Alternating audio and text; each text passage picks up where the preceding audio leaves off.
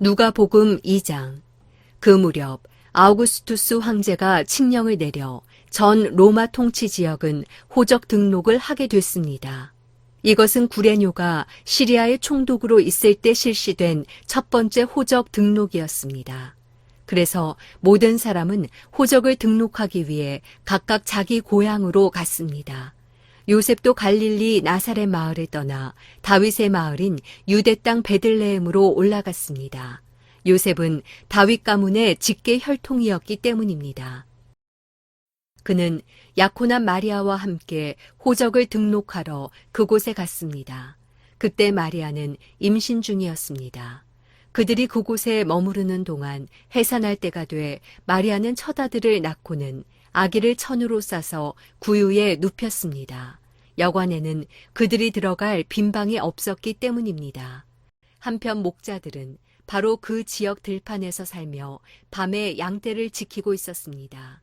주의 천사가 그들 앞에 나타났고 주의 영광이 그들을 환하게 둘러 비춰서 그들은 너무나 두려웠습니다.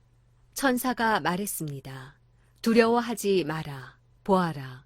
내가 모든 백성에게 큰 기쁨이 될 좋은 소식을 너희에게 알려준다.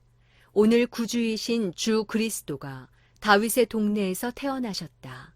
너희가 천에 쌓여 구유에 누워있는 아기를 볼 것인데 그것이 너희에게 표적이 될 것이다.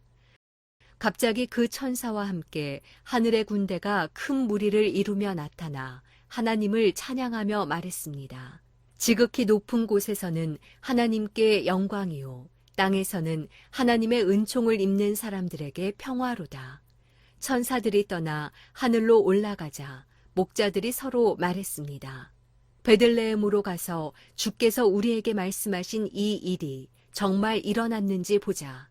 그래서 그들은 서둘러 가서 마리아와 요셉과 아기를 찾아냈습니다.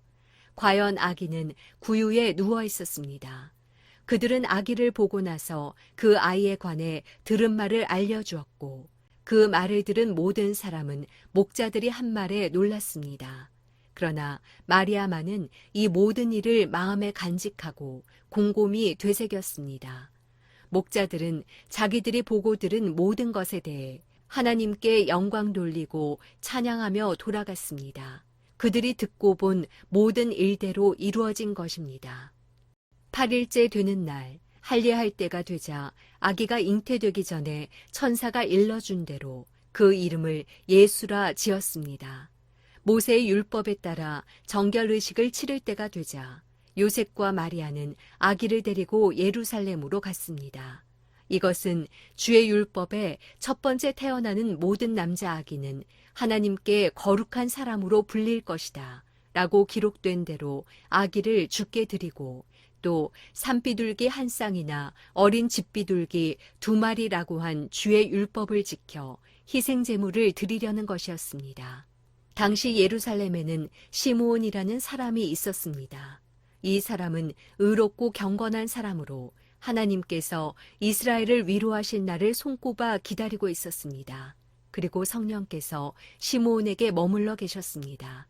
그에게는 주의 그리스도를 보기 전에는 죽지 않으리라는 성령의 계시가 있었습니다.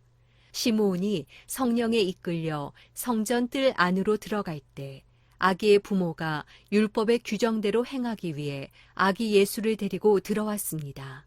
그러자 시므온이 아기를 팔에 안고 하나님을 찬양하며 말했습니다. 다스리시는 주여, 이제 주께서는 주의 종이 평안히 가게 해주십니다. 제 두 눈으로 주의 구원을 보았습니다.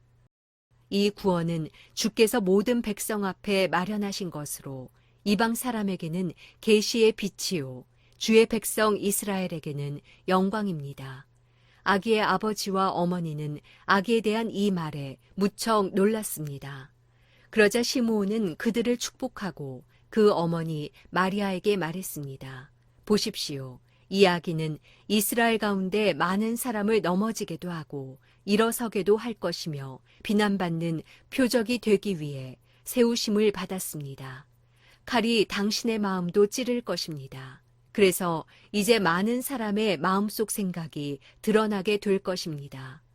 또 아셀 지파에 바누엘의 딸인 안나라는 여자 예언자도 있었습니다.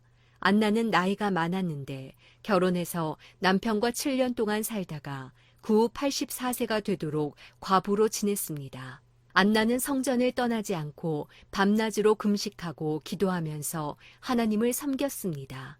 바로 그때 안나가 그들에게 다가와 하나님께 감사하고 예루살렘의 구원을 간절히 고대하는 모든 사람에게 그 아기에 대해 이야기했습니다. 요셉과 마리아는 주의 율법에 따라 모든 일을 마치고 난 뒤 갈릴리에 있는 자기 마을 나사렛으로 돌아왔습니다. 아이는 점점 자라가며 강해지고 지혜가 충만했으며 하나님의 은혜가 그 위에 있었습니다. 해마다 6월절이 되면 예수의 부모는 예루살렘으로 갔습니다. 예수께서 12살이 되던 해에도 그들은 관리에 따라 절기를 지키러 예루살렘에 올라갔습니다. 기간이 끝나 그 부모는 집으로 돌아가는 길이었는데 소년 예수는 예루살렘에 남아 있었습니다. 그러나 부모는 이 사실을 알지 못했습니다. 그들은 예수가 일행 속에 있으리라 생각하고 하룻길을 가다가 그제야 친척들과 친구들 사이에서 예수를 찾기 시작했습니다. 그러나 찾지 못하자 그들은 예루살렘으로 되돌아가서 예수를 찾았습니다. 3일이 지나서야 그들은 성전뜰에서 예수를 찾게 됐습니다.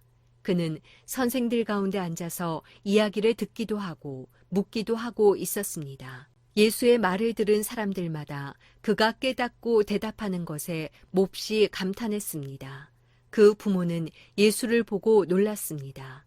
그래서 그의 어머니가 말했습니다. 얘야, 왜 우리에게 이렇게 했느냐? 내 아버지와 내가 얼마나 걱정하며 찾았는지 모른다. 그러자 예수가 말했습니다. 왜 나를 찾으셨습니까? 내가 마땅히 내 아버지의 집에 있어야 하는 줄 모르셨습니까? 그러나 그들은 예수가 하는 말을 깨닫지 못했습니다. 그러고 나서 예수는 부모와 함께 내려가 나사렛으로 돌아가서 부모님께 순종하며 지냈습니다.